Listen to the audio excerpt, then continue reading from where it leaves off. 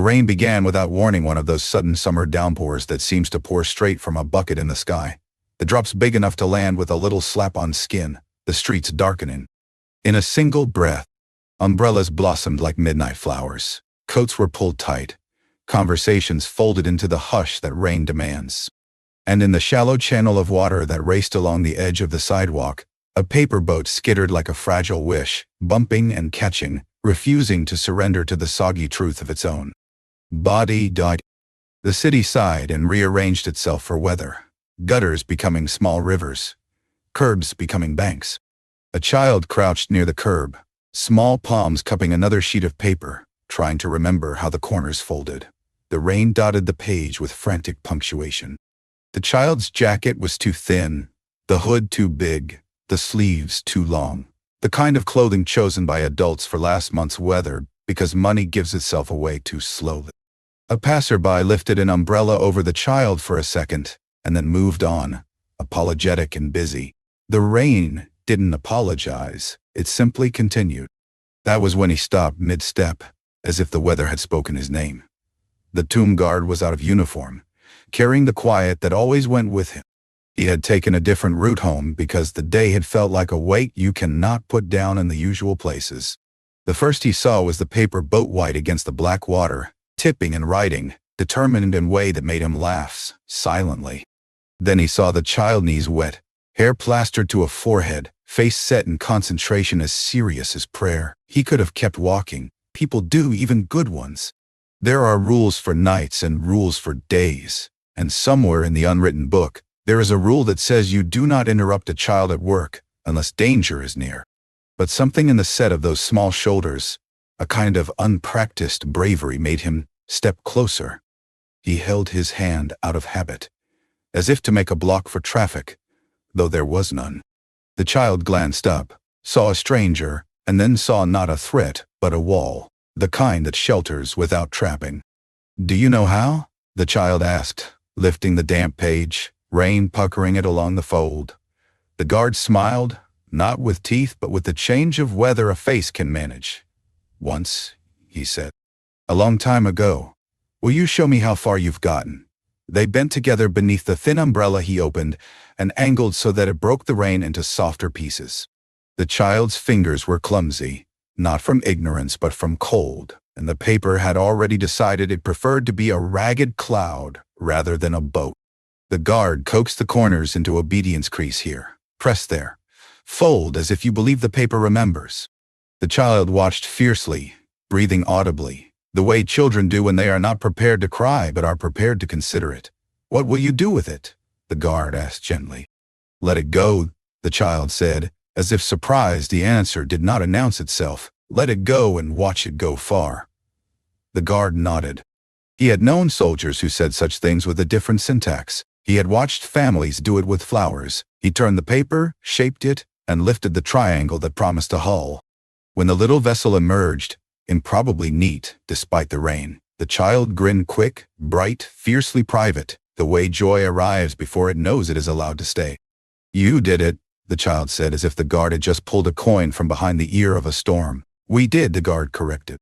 He offered the boat back with both hands, not to dramatize, simply to declare the object sacred. The child took it solemnly, as if receiving a folded flag. Then, with sudden urgency, the small hand plunged into a pocket and produced a pen whose cap was missing, the tip blunted from hard use. The child hovered, pen trembling, then lowered it to the thin white deck. "Will the ink run?" the child asked. "Most things run in the rain," the guard said.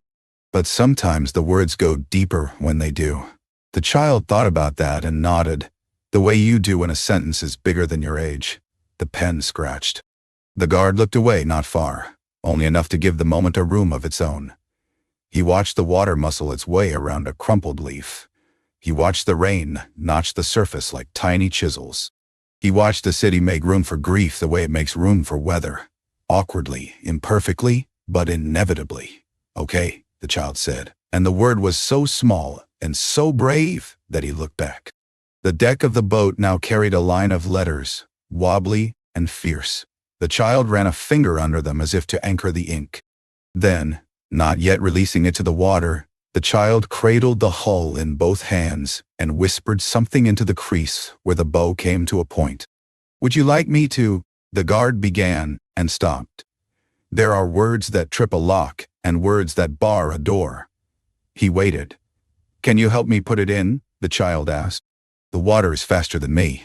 I can help," he said. He had been helping the water take things for years, though not like this. He had learned how to release without letting go entirely, how to stand where endings are not ends. He took a step with the child toward the curb where the makeshift river hurried along, fat with rain and urgent with destination. "On 3, he suggested. "1 to think, 2 to remember, 3 to let go." The child smiled warily at the ceremony of it, and then agreed. They crouched together, boots finding purchase on slick stone. The child held the boat with both hands. He placed his own palm beneath, a steadying ground. The umbrella leaned like a companion over their 2 small weather systems. "1, he said softly. The child inhaled. 2, the child's mouth moved, a name perhaps, or a promise folded tighter than paper can hold. 3, he lowered his palm just enough for the child's hands to decide. The boat kissed the water and trembled, as if startled to discover the world was larger than its folds. For a second it rocked, choosing. Then it straightened and caught the current, slipping forward with a resolve that seemed to come from inside the paper. They rose, but not quickly. They followed along, steps matching the boat's uneven speed. The child's face had changed. The rain made it shine, but something else made it bright. Rain does not erase. Sometimes it reveals. "What did you write?" he asked at last, his voice cautious, ready to take a no and make it a yes by protecting it. The child looked up at him, and for a heartbeat the look was older than the face that wore it. "It's for my dad," the child said. "So he'll find it." The guard nodded as if given coordinates. "He liked boats," the child added, then corrected with the precision kids use. "He liked the idea of them. He said he would build me one when I got big enough to swim without someone being scared." The mouth tightened. He didn't get big enough to do it. He had to go. The guard did not ask where. He had stood where wares end.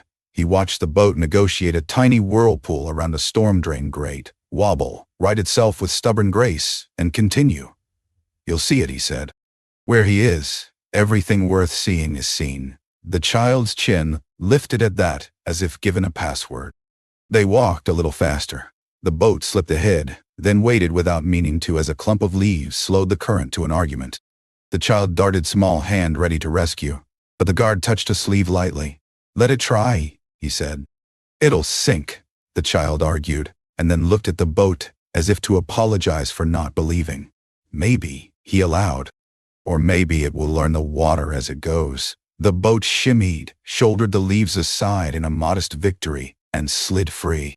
The child made a sound that was halfway to laughter and halfway to a sob's first note. Rain turned it into steam and then into air. They turned the corner together, the curb river widening along a long block that sloped toward a park where real water lived. People noticed them now, the umbrella tilted too far over 2 heads, the tiny flotilla they escorted. Some smiled, without being sure why. A cyclist slowed, then dismounted entirely, walking his bike as if the moment asked it. A woman in a nurse's scrubs stopped, and after a second of reading the situation the way clinicians do, simply matched her steps to theirs. No questions, only breath. The guard felt it the way a small ritual can enlarge a street. He had seen it at the tomb 1,000 times, the gravity that gathers when love stands up. It was different here because it was moving, because it was rain, because it was a child and a page torn from some notebook in a house that hadn't known how to bear what it was given. But gravity is gravity. It made strangers quiet. It made the city hold a corner of itself in 2 hands. They reached the park's edge, where the curb river merged into a shallow runoff that fed a pond ringed with reeds. Ducks hunched, offended by weather, presiding with the unreliable patience of minor royalty. The boat wobbled at the mouth of the runoff, then shot forward, darting like a bright, stubborn fish onto the pond's skin. For a moment it seemed too small for that wide reach of water. Then it became exactly the size it needed to be. One thought, afloat. The child clutched the guard's sleeve. "Will the words wash off?" The question held more than paper in it. Some will blur, he said. Blurring is not the same as disappearing. What if he can't re-blurry? The child pressed, urgent now. Then he'll hear it, the guard said, and the certainty in his voice surprised him with its own tenderness. Sometimes words leave the page and become the air. That's where fathers read best. The child stood straighter, granting the logic a trial period. They walked down to the low rail at the pond's edge and leaned, umbrella forgotten now, rain laying wet hands on their shoulders like anointing. The boat drifted, tilted, corrected, found a corridor of calm among the dimples that raindrops hammered into the surface.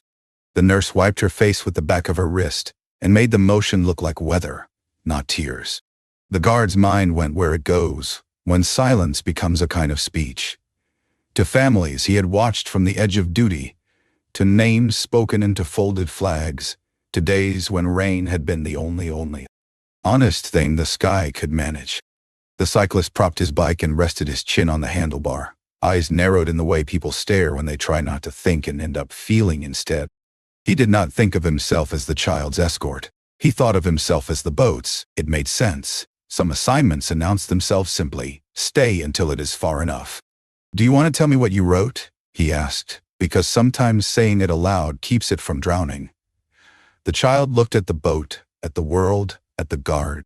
The decision took 1 second, and all the seconds that had come before. I wrote come back soon, the child said, not breaking, not begging, just telling the truth the way kids do when no one has yet taught them how to lie to themselves. And, the voice snagged, and I wrote his name, so he knows who I mean. The guard did not flinch at the ache of that. Names are maps. He had spent his life between them. That's a good boat, he said. It knows its mission. They watched in the rain, letting time braid itself around them. The boat moved farther into the pond, small and stubborn, a white punctuation mark rewriting the sentence of the day. Around them, the park changed personality. Joggers slowed to a walk. A dog sat without being told. A couple arguing under a too small umbrella lowered their voices until the fight forgot itself. The nurse checked her watch and didn't leave. The cyclist decided the meeting he'd been rushing to could begin without him for once and, strangely, might be better for it. When the wind shifted and pushed the boat toward a curve of reeds, the child tensed again. It's going to get stuck. It might, the guard said. Or it might rest a little. Even brave things rest. The boat nestled there, a white comma in the green. The child exhaled, the sound exactly like someone who had been holding breath since a day that had no number.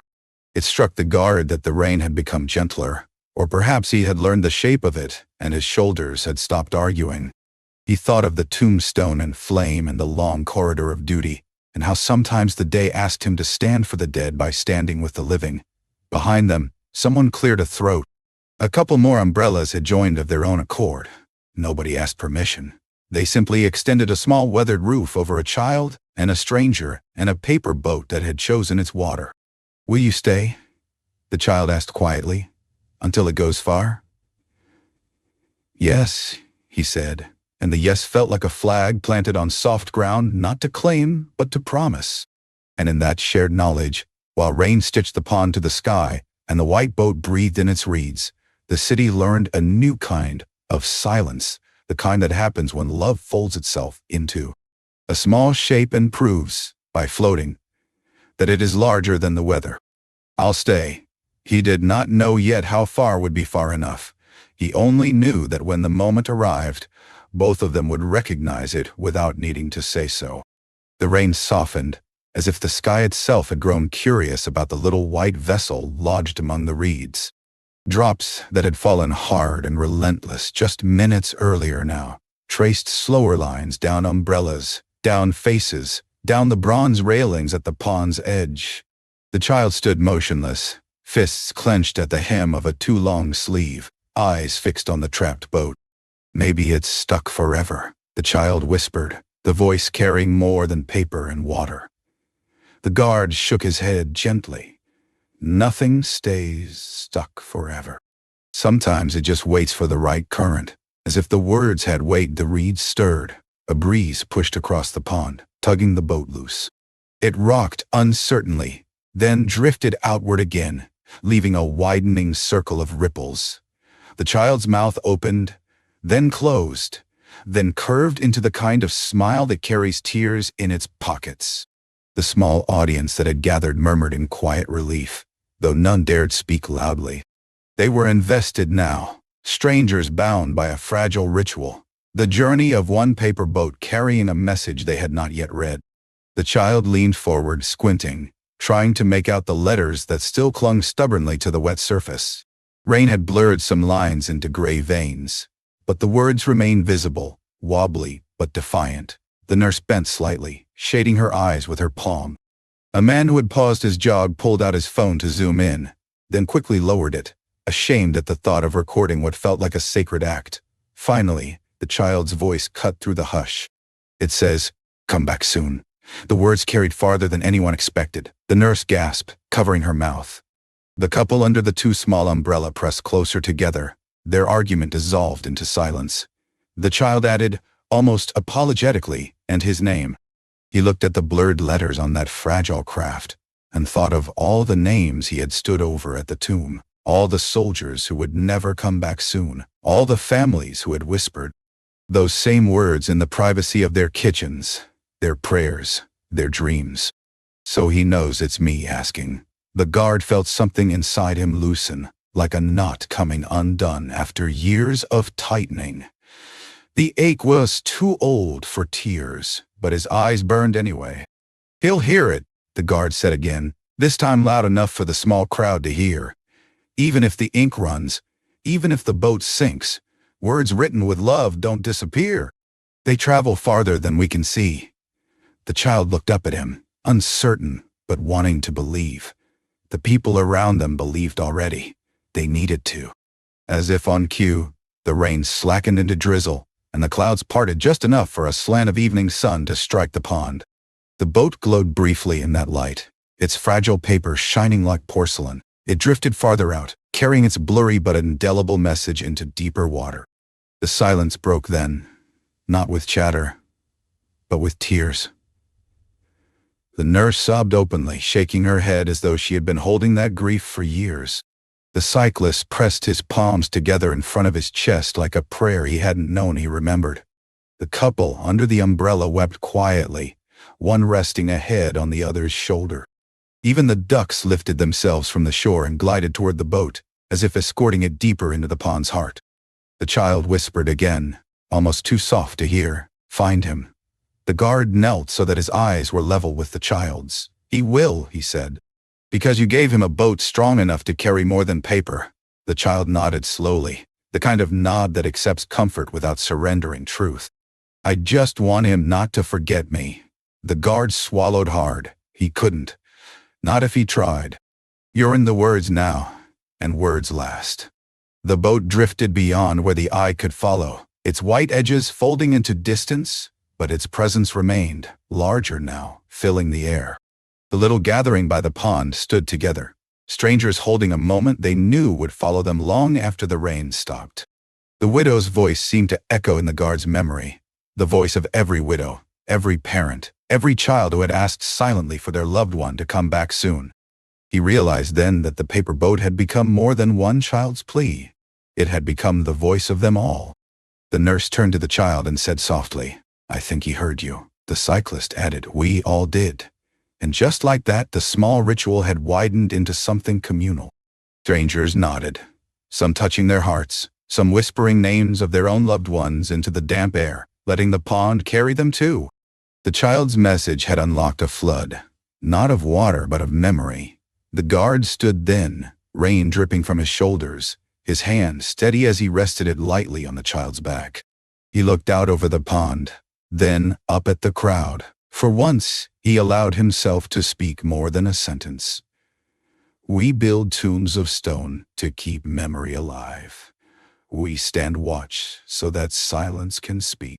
But sometimes," he gestured toward the pond, "sometimes a small paper boat does the work better than all the monuments in the world. Because it carries love in words only a child could write. And that is the purest kind." No applause followed, only nods, only more tears. The crowd understood that they had not witnessed a spectacle, but a sacrament. The child pressed closer to him, small voice almost lost in the drizzle. "Will you stay until it's gone?" "Yes," he said. And he did.